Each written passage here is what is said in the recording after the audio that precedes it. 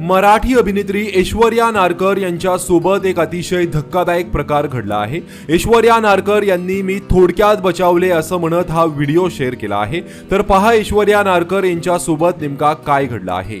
हाय, एका स्कॅम मधून देवाच्या कृपेने वाचले म्हणून हा व्हिडिओ शेअर करते। 4-5 दिवसापूर्वी मला व्हॉट्सअपला मेसेज आला होता महानगर गॅस कडून, तुमचं काहीतरी कनेक्शनचा प्रॉब्लेम झालाय, सो तुमचा गॅस आज संध्याकाळी कट केला जाईल। मला एक थॉट आला की मी तर हार्ड कॉपी आली बिलाची की लगेच भरून टाकते, त्यामुळे बिल पेंडिंग असण्याचा काही संबंधच नाही। मी त्या व्हॉट्सअपला मेसेज केला की मला बिल मिळालेलंच नाहीये। डायरेक्ट कॉल आला, व्हॉट्सअप कॉल। ते पेज इतकं ऑथेंटिक वाटत होतं किंवा तसंच लोगो होता। तर तो माणूस म्हणाला की मी पहिल्यांदा त्याला, एकतर मी खूप फटकळ असल्यामुळे मी माझा सूर तर तसाच होता, कारण मला कन्फर्म होतं की मी सगळी बिल्स पे केलेली आहेत। तर मी म्हटलं की तुमची हार्ड कॉपी आली नाहीये आणि मी आतापर्यंतची सगळी बिल्स पे केली आहेत, तर तुम्ही माझं कनेक्शन कसं काय कट करू शकता।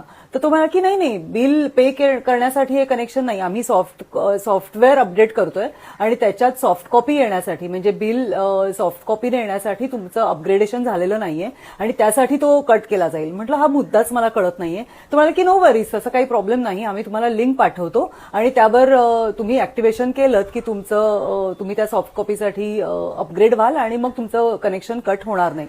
बाय द टाइम मला हे काही रिअलाइजच होत नव्हतं की हा फ्रॉड कॉल आहे। मी म्हटलं की ओके ठीक आहे, पाठवा। त्यांनी जी फाईल पाठवली ती एपीके फाईल होती आणि मी ऐकलं होतं की एपीके फाईल्स ह्या स्कॅमच्या फाईल असतात, म्हणून मी त्यालाच बोलले की म्हटलं अहो तुम्ही एपीके फाईल पाठवल्यात। तर म्हणाला की हा, त्याच्यावर तुम्ही क्लिक करा आणि मग त्याच्यात जे डिटेल्स आहेत ते मी तुम्हाला सांगतो तसे तुम्ही भरा। लकीली माझा आयफोन असल्यामुळे ती क्लिक होतच नव्हती। मी त्याला म्हटलं की तुम्ही एपीके फाईल का पाठवली, मग आम्हाला तुम्ही वेबसाईट सांगा, तिथे काय करायचं ते सांगा, मी ऑनलाईन माझं करते। तो म्हणाला की तुमचा फोन कुठला आहे। तर म्हटलं आयफोन आहे का। तर म्हणे नाही अँड्रॉइड नाहीये का, अँड्रॉइड असेल तर अँड्रॉइड घ्या। म्हटलं का, मग तर मला शंका यायलाच लागली। मग म्हणाला ओके फोनचं राहू दे, तुमचा मीटर, तुम्ही घरात आहात का। म्हटलं मी कुठे, याच्याशी तुला काय करायचंय।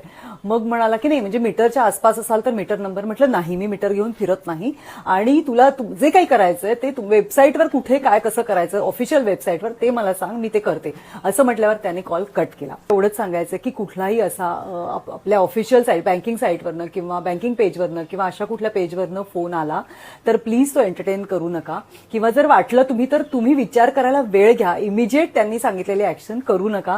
हे मोठे फ्रॉड, सगळे स्कॅम चाललेले आहेत, त्यातून तुम्ही नक्कीच वाचू शकाल, कारण आपण ज्या वेळेला त्यातून जात असतो तेव्हा आपल्याला अंदाजच येत नाही की आपण अशा कुठल्या तरी स्कॅम मध्ये फसतो आहोत। सो प्रत्येक वेळेला जरा विचार करायला वेळ घ्या। त्यांना सांगा की आम्ही नंतर तुम्हाला कॉल बॅक करू। असं काहीच नाहीये, आपण कुठल्याही गोष्टीवर उपाययोजना आहेत आपल्याकडे आणि त्या आपण करू शकतो। त्यामुळे अशा पटकन ऍक्शन रिॲक्शनच्या मोहात पडू नका किंवा घाबरूही नका। त्यांना सांगा की आम्ही आता काहीच करू शकत नाही, आम्ही नंतर तुम्हाला रिव्हर्ट करू आणि कॉल कट करा। एवढंच तुमच्यापर्यंत पोहोचवायचं होतं। काळजी घ्या।